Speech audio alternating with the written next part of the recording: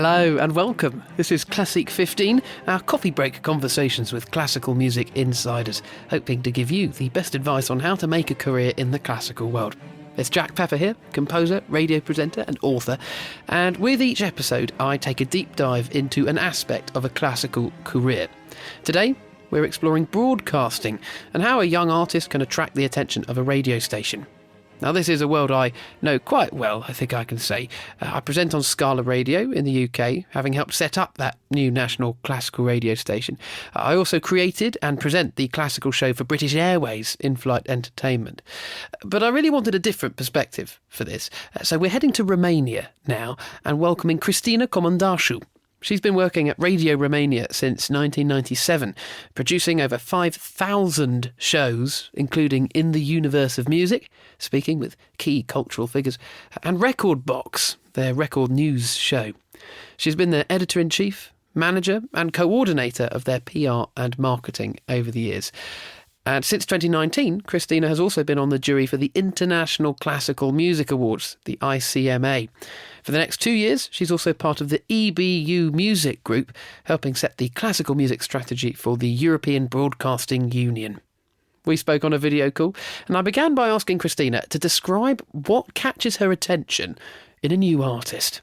Actually, what I'm looking for a new artist is what I'm looking to any artist I'm listening to. So to be genuine, to be really an artist, to say something important to say, to communicate through music, and to be personal. This is, I think, what it means to be an artist.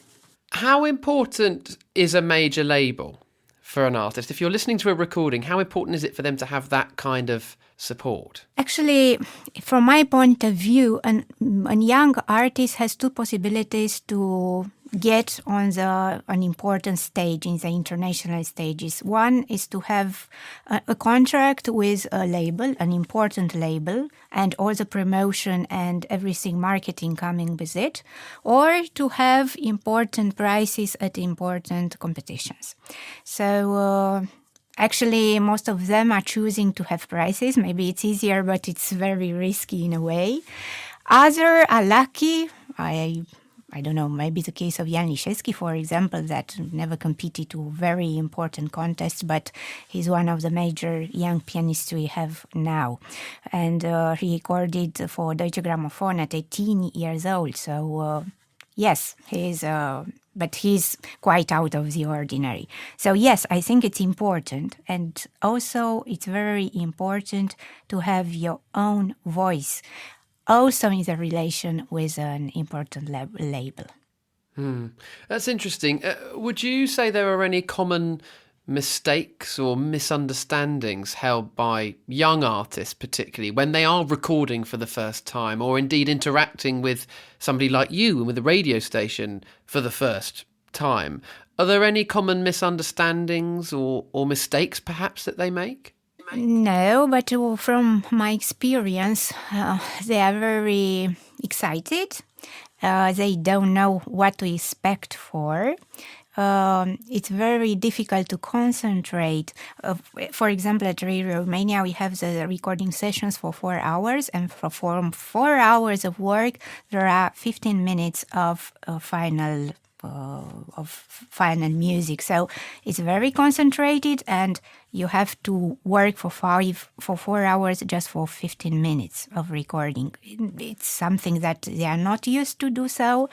It's very competitive and very stressful.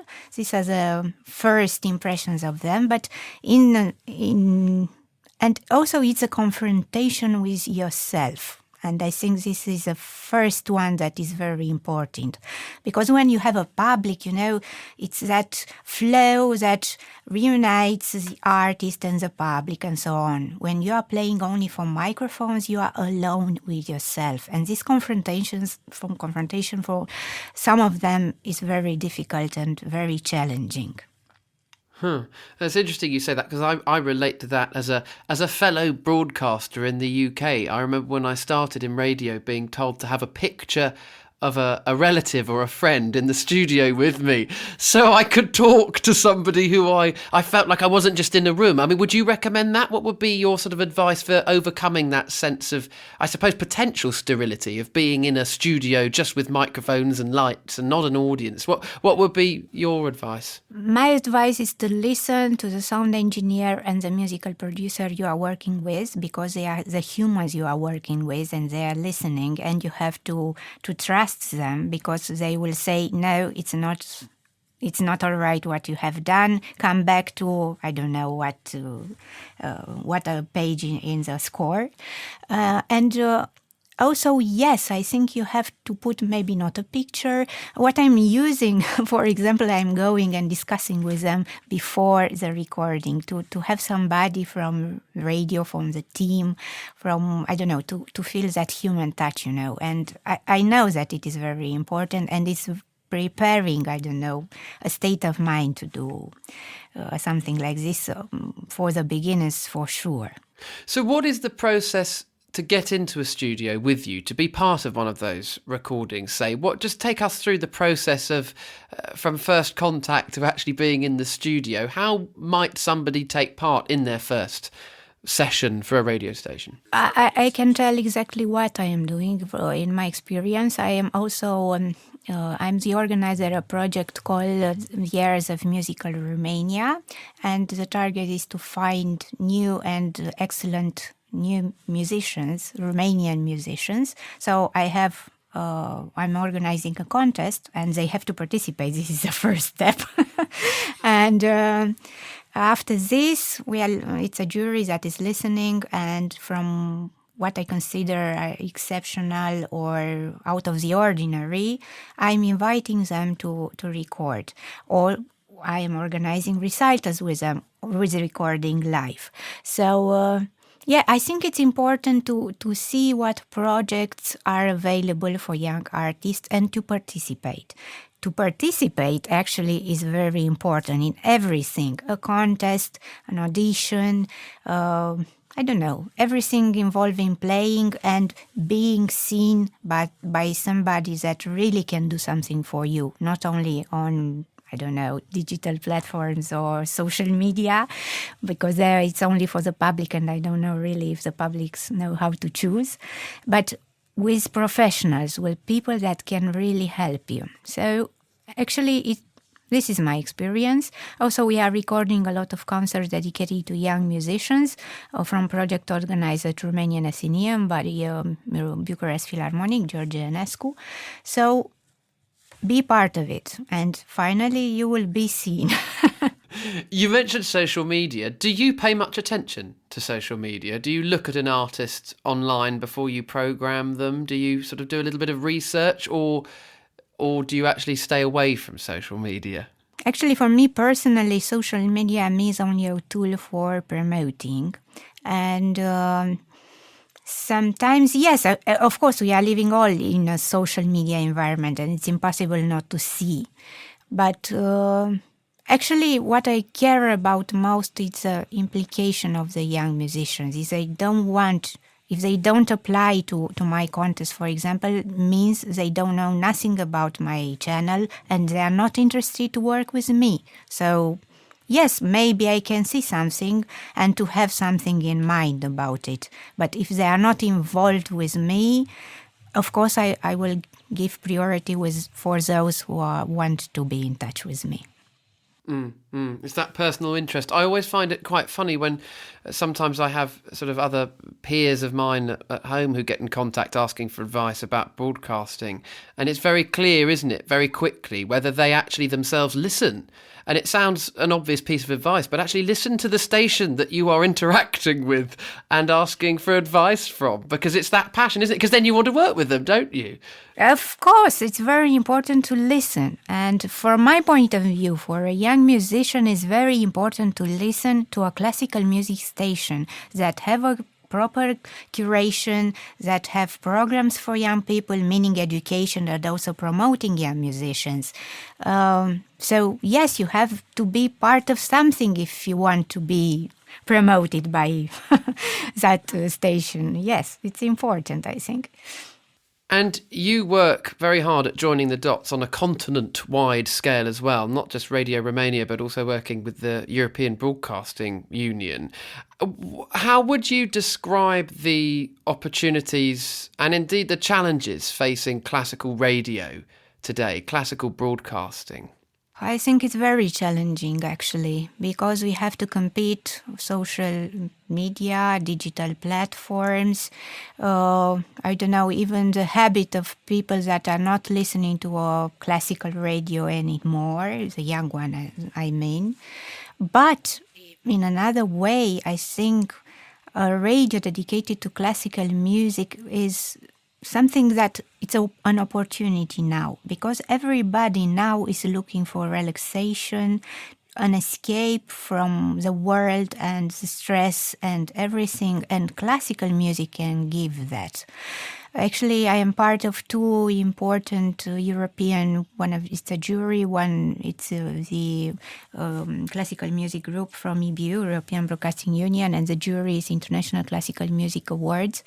And I see there that it is not true that classical music is dying in a way. No. A lot of CDs, a lot of concerts, a lot of new and very talented artists. So what we must do now, and I think we can do it, I don't know, internationally and on a very large scale, is to build the public for this, because this kind of culture is something we really need now, and it's offering something we really need now, physically, psychically, and from a cultural point of view. Actually, classical music means a beautiful history we have behind and a beautiful tradition, European tradition. And it is very important now to know who we are and where are we getting to. Absolutely, a truly international perspective. And you mentioned you have that perspective yourself. You touch on the ICMA there as well. What kind of trends have you noticed, being on the jury of the ICMA and working with the European Broadcasting Union too? How have you noticed classical music is changing over the years, particularly in terms of perhaps the type of artists who are really cutting through now, perhaps the type of repertoire that's really landing? How has that side of classical music changed over the years in your eyes? I don't know, regarding the repertoire, actually what was, I don't know, contemporary music, for example, 30 years ago, now is a modern music. So I think the taste of the public changed and they understand better, I don't know, pieces like by Shostakovich or Prokofiev or I don't know. And now they are searching also the new neo-diatonic music in a way, so I don't know how to describe it. And we see those composers that still understand that the melody still remains the most important parameter of a sound, not the rhythm, for example. And it's very interesting to see that what we didn't understand maybe 30 or 40 years ago, now we understand, we accept, and actually it's very played at the radio or in the concerts. For the artists, I see that from a technical point of view, the level is very high. From an artistical point of view, still what is genuine, what it's full of emotion, it's still what it's looked for. So not only me are looking for this kind of genuinity of being true to yourself, but all the members of the jury from ICMA, for example, and all my colleagues from EBU. So we are not looking for perfect technique, but I think it's required now, but also to understand what the music is about. And I must confess, I saw that, for example, I was in Brussels when the finals of Reine Elisabeth competition were held, and I was at one of the concerts. Those were the fourth and sixth prizes were playing. And I saw that the people that mattered there, the professionals, really understood how was, for example, the first concerto for violin by Shostakovich played from a person that I don't really think he read about the history, he read about the biography of Shostakovich and understand exactly what is about the music, that music. So I see now that being an artist is more important than being a very good technician of the music. So this is a trend, and this is very important because classical music speaks about being human, not a robot. And now in this time of AI and all these discussions, being a human and not a robot is very important. So there are things for those who need to be only human, and there are things for those that involve a lot of, this kind of AI and so on. But classical music will remain finally what is 100% human, and we don't need to forget that. So if somebody's listening thinking, what can I do practically in the next month, say, to advance my own career, to explore classical music professionally and take things to the next level, what would be your final top tip for something that a young or emerging artist could do in the next few weeks to get that little bit closer to that dream? I think listening to music. I know that young musicians don't pay so much attention to this. Just to listen in numerous versions, the same piece, to know the repertoire, to explore with a score and listening with a score.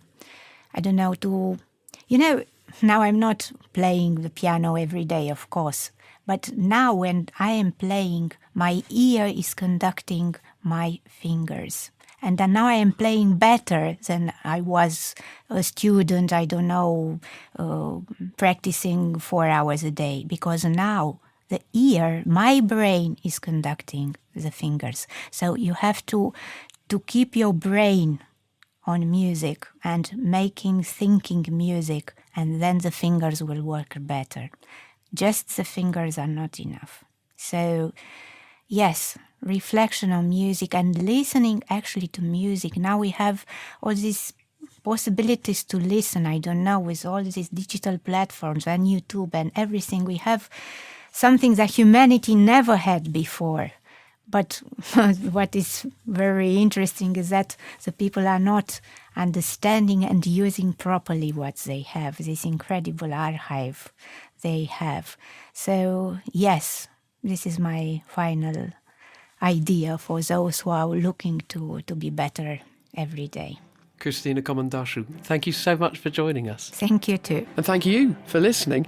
If you enjoyed our conversation, there are plenty more on the usual podcast platforms and on Classeek's website, classeek.com. Every episode of Classeek 15 series is available to catch up on, with chats covering record labels, social media, the brain and music, making your own podcasts. It gets quite meta by a certain point. It's almost like a podcast about a podcast. Anyway, all of that and more online at classeek.com. And if you want the latest updates, follow at Classeek Music on social media. Thanks so much for joining me, Jack Pepper, and I do hope we can chat again soon.